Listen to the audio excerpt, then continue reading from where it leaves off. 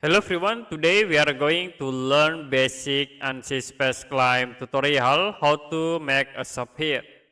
So you can create new design and I will go to plan view, create circle like I will create in the center point. The next create line start from this point into here.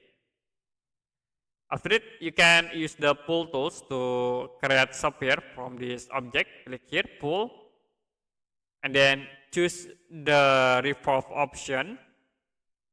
Select the line as the center axis, and then you can click from this face, hold, and you can sweep the selected face. If you're done, you can release, and you can hide for the surface object. Okay, that's it for a basic Ansys Spaceclaim tutorial, how to make a sphere. If you have any question about tutorial, you can comment below this video.